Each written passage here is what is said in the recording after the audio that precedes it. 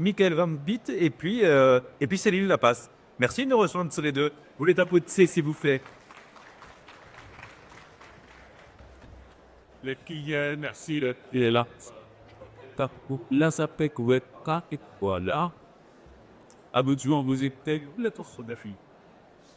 Eh ben, merci à vous. Bonjour à toutes et à tous. On est très heureux tous les deux d'être présents pour cette conférence. On se présente, On se présente. Céline. Alors, bonjour à tous. Donc, moi, je suis Céline Lapasse. Je travaille depuis 20 ans dans les ressources humaines. J'ai fait plusieurs grands groupes. Je me suis mise à mon compte il y a 2 ans. J'ai créé mon cabinet de conseil et j'interviens en management de transition, on va dire, dans différentes entreprises. Donc, en ce moment, je suis plus particulièrement au sein du Paris Saint-Germain.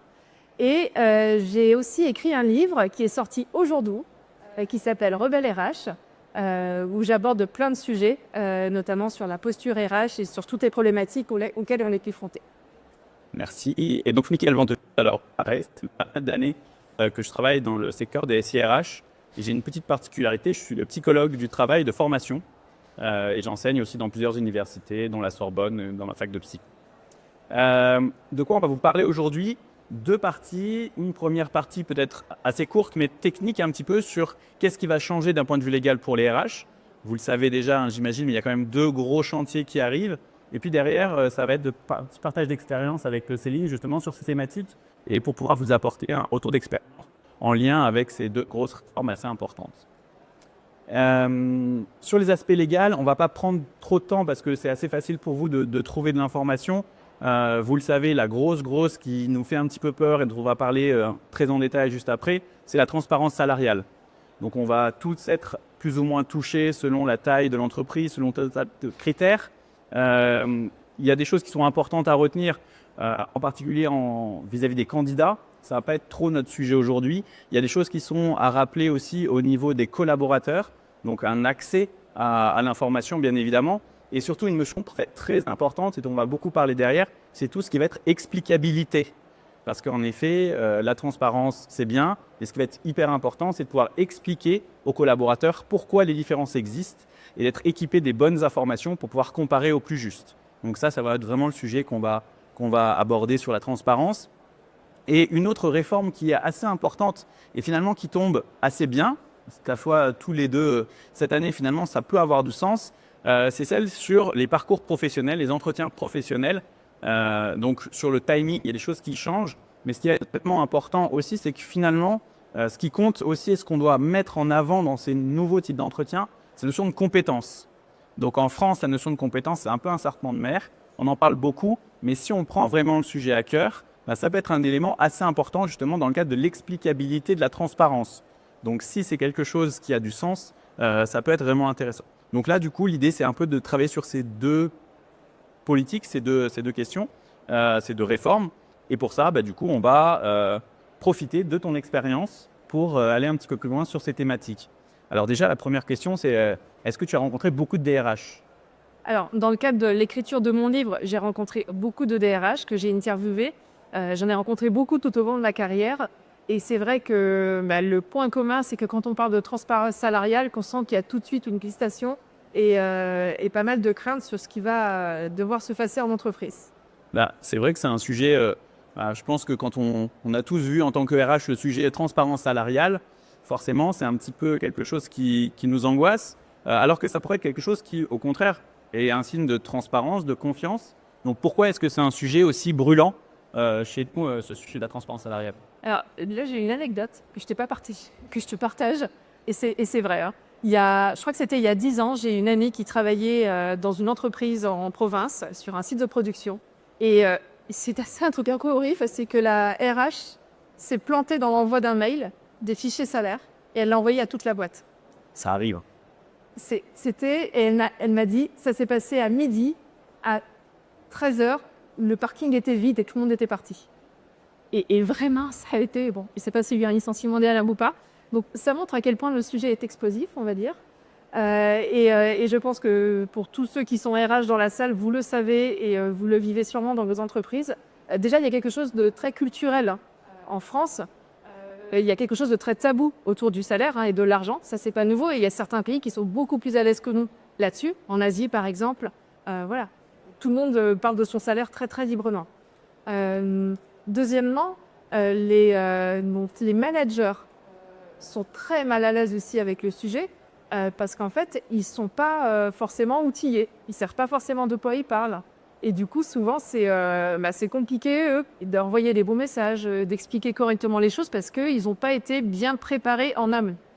Il y a quelque chose aussi qui est important et pareil, que je pense vous vivez peut-être tous en tant que RH, c'est que comme il y a de l'opacité, on se laisse un peu une liberté finalement de se dire parfois dans l'urgence d'un recrutement, vite il faut, voilà, on peut pas laisser le poste vacant trop longtemps, on a le bon candidat, il est un peu plus cher que le marché ou que ses autres collègues, j'ai envie de dire presque pas vu pas pris, ça se saura pas et on va le payer un peu plus cher parce que sûrement il a plus de compétences, mais vu qu'on n'est pas trop challengé, on va espérer que ça passera inaperçu. Ça se voit pas. Ça se verra pas. Et du coup, il y a beaucoup de méfiance. Parce que forcément, si c'est opaque, c'est qu'il y a forcément quelque chose à cacher. Donc c'est sûr que ce sujet-là, il est très inflammable dans les entreprises parce que à la fois les salariés se méfient énormément et du coup, théorie du complot et beaucoup de fantasmes qui parfois sont complètement inexacts. Mais du coup, comme c'est caché, c'est qu'il y a des choses à cacher. Et côté RH, on n'est pas à l'aise parce que aussi, on a des historiques. On n'est pas RH pendant 40 ans dans la même boîte. Donc quand on arrive en poste, on se traîne des historiques qui ont été faits par des prédécesseurs qui ont peut-être X bonnes raisons. Pareil, sont pas clean et personne s'est vraiment attaqué au chantier. Donc tout ça, ça crée un super cocktail explosif avec, du coup, là, dans quelques mois, on va devoir sûrement enfin mettre le nez là-dedans. Et c'est vrai que pour les RH, on le voit vraiment comme une prise de risque. On se dit, voilà, s'il y a vraiment des écarts, est-ce que ça va pas mettre le feu directement à l'entreprise? Du coup, quels conseils on pourrait donner aux gens qui sont là et qui ont une organisation à mettre en place? C'est quoi la première chose à faire? Alors déjà, moi, et je l'ai dit dans mon livre, j'ai interviewé beaucoup de RH. Et justement, je suis allée chercher des RH qui ont mis en place cette transparence salariale presque un peu avant tout le monde. Là, je pense qu'on a eu une citation de Paul, qui est le DRH d'Alan. Il n'y a pas que Alan, il y a d'autres entreprises, mais chez Alan, ce qui est intéressant, c'est qu'eux, ils ont mis tout de suite et ils ont misé tout de suite sur une culture de la transparence totale. Pas que en RH, même les décisions du top management, tout est transparent. Mais du coup, ils y sont allés à fond côté RH. Et ça veut dire que les salariés connaissent exactement le salaire de leurs collègues, ils connaissent les grilles d'évaluation, ils savent comment les choses sont notées. Et cette opacité qui n'en est plus, du coup, finalement, ça crée beaucoup plus de confiance. Donc la transparence crée de la confiance, là où l'opacité crée de la méfiance. Donc j'ai essayé de comprendre comment ça fonctionne à travers le témoignage d'Alan et d'autres entreprises. Et du coup, ce qu'il faut faire, c'est que forcément, on ne peut pas révéler comme ça du jour au lendemain en se disant ça y est, il faut y aller, à l'ego, on peut révéler, c'est juste pas possible. Et déjà, je pense qu'il va falloir se détendre un peu et de se dire, ok, c'est stressant comme sujet parce qu'on ne sait pas trop par où relever le truc, mais en fait, on est tous au même niveau. Parce que l'exemple d'Alan, et des quelques rares entreprises qui l'ont fait, voilà, ça reste à la main. On est plutôt tous dans des entreprises où ça n'existe pas encore. Donc moi, mon premier conseil, c'est déjà de se poser les bonnes questions par rapport à son contexte d'entreprise sur, ok, remettre à plat les choses. Quelles vont être vraiment les compétences qu'on va vouloir évaluer au même niveau? Quels sont les postes qui sont comparables dans l'entreprise? Donc c'est faire un énorme travail, c'est sûr qu'il va être important, mais nécessaire, de cartographie des compétences, etc. Une fois qu'on a ces critères et qu'on sait maintenant de quoi on va parler et qu'est-ce qui va être comparable dans l'entreprise, on va pouvoir enfin se mettre ces critères d'évaluation. Et donc chez Alan, ils ont des grilles très très claires d'impact des postes sur le business. Donc ils ont fait leur cartographie, ils savent à quel point un poste peut être impactant ou pas sur le business. Il y a des notations, c'est assez scientifique, mais je pense qu'il faut qu'on s'oblige à avoir plus de rigueur maintenant sur ces sujets-là. Ce que j'ai retenu aussi d'Alan, qui je pense est un conseil important, c'est de mettre plus de collégialité dans les décisions et dans les salaires. Moi, quand je travaillais chez Danone, il y a une vingtaine d'années, je trouvais que Danone était déjà pas mal en avance parce que la façon dont ils évaluaient les salaires tous les ans, les revues de salaire, se faisait toujours de façon collégiale. On prenait un directeur de département, tous les managers et tout le monde parlait des salaires de toute l'équipe et ils se challengeaient entre eux. Et chez Alan, c'est ce qu'ils m'expliquent. Quand ils font un recrutement, quand ils font des process d'évaluation, c'est pas au bon vouloir d'une seule personne qui décide, mais c'est vraiment un processus qui est collégial. Et ça, je pense qu'il faut qu'on arrive à le remettre un peu plus en place parce que comme ça, on pourra lever le côté « Ah, bah, de toute façon, mon manager, lui, il est plus dur, ou lui, il est plus sympa avec ses équipes, ou lui, il m'aime pas, etc. » Lever un peu tous ces fantasmes-là. Et ensuite, former les managers. Donc ça, effectivement, c'est clé. Vous devez les outiller. On ne peut pas les envoyer au casse-pipe s'ils ne connaissent pas exactement comment sont évalués les salaires, de quoi ils parlent. Et ça, c'est clé d'avoir des managers qui sont, entre guillemets, des premiers ambassadeurs de la politique salariale. Mais du coup, est-ce que c'est une question d'outils ou est-ce que c'est une question de courage managérial? Alors, les deux sont importants, mais, et ça c'est vraiment un parti pris, pour moi c'est d'abord une question d'outils. En fait, on ne peut rien faire si on n'est pas outillé correctement. Et ça, j'en suis très convaincue. Et je pense que peu de RH sont allés sur d'abord la voie des outils, parce que peut-être que c'est la plus complexe à aborder et que c'est la plus chronophage, etc. Et moi, j'aime bien dire que c'est un peu comme dans la musique ou comme des artistes. Si on ne maîtrise pas la technique, on ne peut pas apporter le supplément en plus qui fait la différence. Il y a des musiciens dans le jazz qui sont extrêmement bons en impro, mais parce qu'ils sont extrêmement bons techniciens.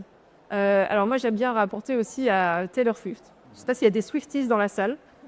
Taylor Swift, je me suis un peu intéressée au phénomène. Et ce qui est intéressant, c'est que Taylor Swift, c'est une bosseuse, mais une vraie bosseuse. Et elle n'est pas là sur le mythe de j'ai du talent et du coup tout fonctionne. Elle bosse à fond. Ses concerts, elle fait du sur-mesure à chaque concert, elle retravaille tout. Enfin, c'est une énorme bosseuse. Et parce que c'est une bosseuse, elle peut ensuite arriver à créer un truc en plus que certains musiciens, que certains chanteurs, artistes n'arrivent pas à créer par rapport à leur communauté. Et ben pour moi, c'est la même chose. Il faut d'abord que les entreprises et les RH soient des experts et s'outillent extrêmement bien. Comme ça, ils ont toute l'info à leur disposition. Et après, on peut s'affranchir de ce côté. Mais attendez, ma règle, qu'est-ce qu'on s'était dit déjà il y a 6 mois? Est-ce que c'est clair? Tout est presque scientifique, écrit, mais c'est cadré. Et une fois que le cadre est posé et que les règles sont claires, là intervient la posture. Et là intervient ce rôle du manager et du RH qui va être capable de dire parfois oui, là on fait une exception, mais je sais pourquoi je l'ai fait et je suis capable de l'expliquer. Il n'y a rien de pire que les exceptions qui sont faites d'un point de vue salarial sans avoir été expliquées. Après, on peut ne pas être d'accord, et c'est ce que me disait Paul, le DRH d'Alan. Il me dit des fois on n'est pas d'accord, et ça amène des débats avec les salariés, mais au moins on peut en parler. Si on se dit ah mince, pourquoi t'es payé comme ça? Là, je sais pas, j'en sais rien, il y a un historique, je sais pas. Là, c'est le pire. Et c'est là où vos salariés ne vont pas vous faire confiance. Je vous l'ai dit, le mot-clé pour la réforme de la transparence salariale, c'est l'explicabilité. Si vous n'avez pas la donnée pour expliquer à un collaborateur comment il est payé, ça ne marchera pas. Et donc, c'est vrai que si on a un outil qui nous permet de centraliser l'ensemble de la donnée, voire même de faire les calculs de pondération d'efficacité du poste dans le groupe, là, on est vraiment sur quelque chose d'hyper intéressant, mais c'est un peu compliqué à mettre en place. Mais déjà, au moins, si vous avez l'ancienneté, les évaluations qui ont été faites, le diplôme qu'il a, enfin, tous les éléments qui permettent d'expliquer pourquoi il en est là, au moins, vous avez la première brique qui permet de travailler beaucoup plus derrière. On fait le lien du coup aussi avec les compétences parce que justement le patrimoine de compétences est un moyen d'expliquer aussi un écart de salaire. Si le collaborateur est évalué comme plus compétent qu'un autre collaborateur sur le même poste, il peut être légitime d'expliquer qu'il y a une différente rémunération. Donc forcément, travailler sur la compétence est un vrai levier pour expliquer la différence de salaire. Et du coup, en termes de compétences, on arrive à un gros changement. On dit que les compétences techniques, qui étaient des choses qu'on avait mis des années à acquérir, aujourd'hui, elles sont faites en quelques mois. Est-ce que les RH ont pris conscience aussi de ce changement d'évaluation et de paradigme lié aux compétences? Alors, je pense que les RH en prennent conscience, mais que c'est encore difficile de le mettre maintenant en pratique.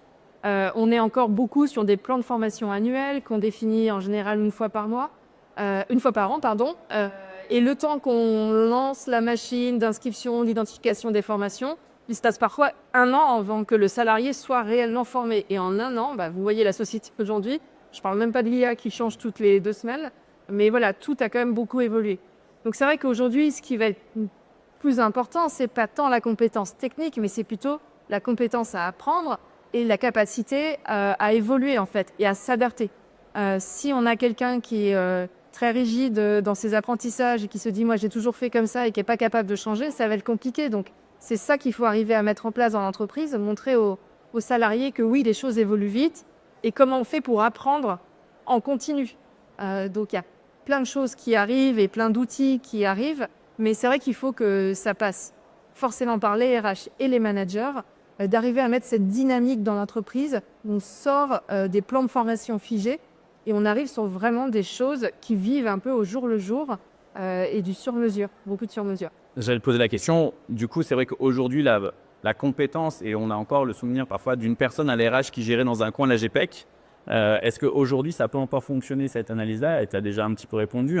Est-ce que c'est le travail de la RH ou est-ce que c'est le travail des managers finalement de faire vivre ces compétences? Ben c'est le travail des deux. Voilà. C'est que les managers, ils auront toujours ce côté technique, entre guillemets, expertise que les RH n'ont pas. On n'est pas dans leur quotidien. Néanmoins, les RH doivent être extrêmement curieux et doivent être capables de challenger aussi les managers. Et c'est un vrai binôme et un vrai partenariat qui doit se faire. Et c'est pas le manager qui appelle son RH et qui dit il y a telle formation, inscris-moi telle personne. C'est une vraie discussion et une vraie vision qu'il faut avoir un peu à long terme sur la façon dont on gère ses compétences. Une co-construction, ça c'est quelque chose que j'ai pu observer aussi beaucoup.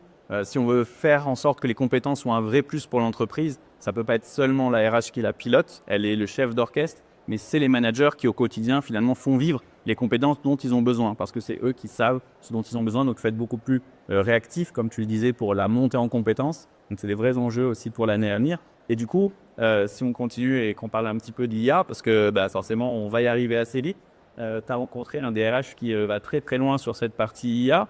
On a tendance à lire beaucoup dans la presse qu'on va faire plus d'IA pour être plus dans l'humain, mais c'est un paradigme parfois un peu compliqué de se dire mais est-ce qu'on ne va pas être remplacé? Donc les RH ont un petit peu peur par rapport à ça. Comment l'IA devient un vecteur de confiance finalement, comment on rallume la flamme de la confiance grâce à l'IA? Alors, l'IA, c'est un sujet qui, pour moi, est profondément philosophique et pas technique. Et d'ailleurs, il y avait une conférence avec Luc Julia ce matin, passionnante, et il expliquait bien, il faut arrêter ce mythe de l'IA va nous remplacer, l'IA va décider à la place. L'IA, elle fait ce que nous, on lui demande de faire. Voilà, l'IA, c'est des maths. Le sujet, c'est une vraie réflexion philosophique qu'il faut avoir dans son entreprise. Qu'est-ce que je veux lui demander de faire? Qu'est-ce que je ne vais pas lui demander de faire? Et chaque entreprise doit décider différemment.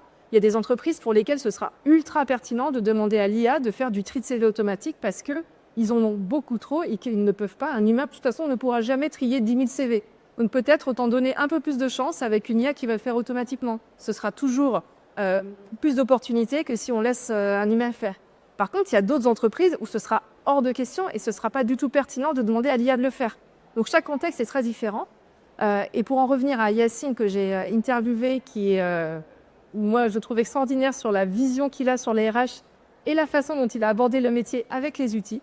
Il s'est dit tout de suite, OK, on va avoir les outils les mieux pensés pour que mes RH se libèrent de tout ce temps où on leur demande de remplir des Excel, de chercher des données, etc. et qu'ils aient un vrai CRM. Ils ont un vrai CRM personnalisé pour tous les salariés. Et en un clic, je suis capable de savoir, Michael, aujourd'hui, tu as 3 enfants, dont un qui a 18 ans. Bah tiens, dans notre convention collective, ça fait un match au fait que quand ton enfant a 18 ans, il se passe ça, ça débloque ça. Et il a créé, avec cet outil, sur mesure, une vraie relation personnalisée pour ses salariés. Donc ça veut dire que c'est un peu le rêve, moi, je trouve, de tout DRH.